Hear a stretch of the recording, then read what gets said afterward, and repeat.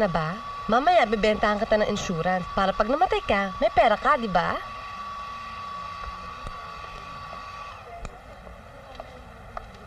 Wow, Nay, ang dami natin pera ngayon, ah.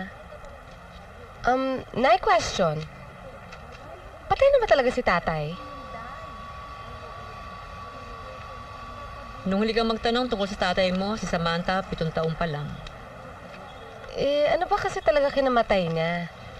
Ewan ko, hindi ko alam. O sige na nga, ewan. Siguro nga hanggang ngayon buhay pa siya, hindi pa siya patay. Helper lang ako sa pinapasukan kong parlor noon. Nabuntis ako ng amo ko, hindi ko sinabi, lumayas ako. Ha? Paano naman ako nabuo kung nilayasan mo na siya? Kasi sinuyo niya ako ulit, nabuntis ako ulit, lumayas ako ulit. Kasi naman, hindi niya tayo kayang ipaglaban. Ganun lang? Parang walang emosyon? Kinaya niyo?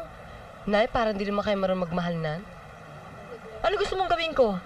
Mahirap lang ako, walang pinag-aralan. Kung ako, kakabit pa ako sa amo ko, lalaitin lang ako ng pamilya niya. Ano pang dangal na matitira sa akin? Teka, gusto niyo pa ba makilala ang tatay ninyo? So, ibig sabihin, meron pa kaming mayamang ama somewhere out there? Pwede kong hagilapin. Sige! Wag na. Ay nako, maguguluhan lang tayo, maguguluhan lang siya. Tama na yung desisyon niyo, Nay. Okay? Parang hindi kayo marunong magmahal, pero marunong kayo magmahal. Ay nako na, ang gulo niyo. Aka na, dideposit ko na yung pera. Ay, sama ko. Sandali lang kunin ko yung bag ko. Bye, Nay! Bye, Nay.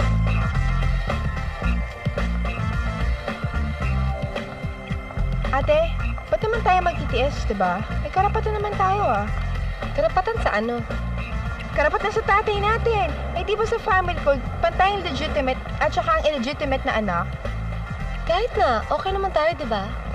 Aba, mali mo kung go akong way o kaya subel yung tatay natin. Alam mo, kung maghahagalap din naman ako ng tatay ko, maghahanap na ako ng lalaki magmamahal sa akin dito. Ate, madali na yan, oh. Maganda tayo, eh.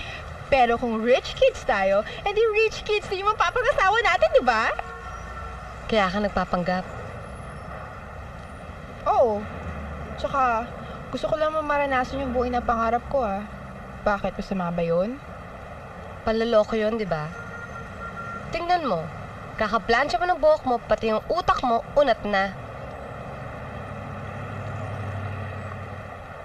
Naging totoo ka ba sa sinabi mo sa nanay mo o ayaw mo na siya masaktan? Hindi ah. Dead man lang talaga ako sa tatay ko. Sana ganun din si Gail sa daddy niya. Huy, wag ka maingay, baka marinig ko ng bata. Chona, gusto ko yung natural lang. Light ay, ano lang, shadow light brown. I-blend ko lang, ma'am. Tapos, yung blush on niya, pink lang. Huwag mo kakapalan. Baby pa tong anak ko. Mommy, you're always nakikialam. Hi, Raya! Hi, Sam.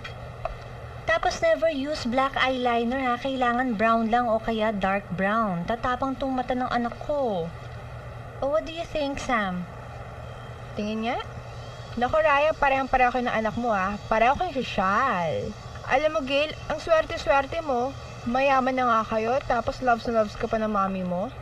Love ko rin naman mami ko eh. Kaya lang, sometimes she's so makulit talaga. Chona! Hay naku, hayaan mo na. Huwag na kasi pakialaman eh. Ikaw talaga napaka-stage mother mo. Siyempre. Ganyan talaga ang mga mother. Ayan, dagdagan mo. Hi, sweetheart. Ay, Daddy! Oh, matagal ka pa ba? Mga 20 minutes na lang.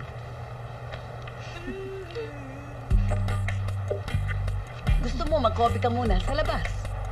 Hindi. Okay lang ako. Dito na lang ako. O, sige.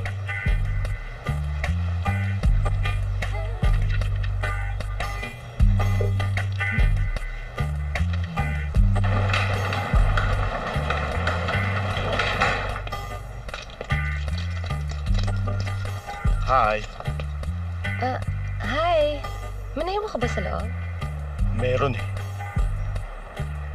Ikaw.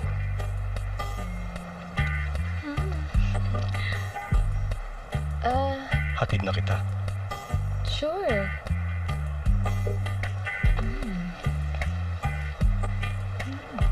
Thank you.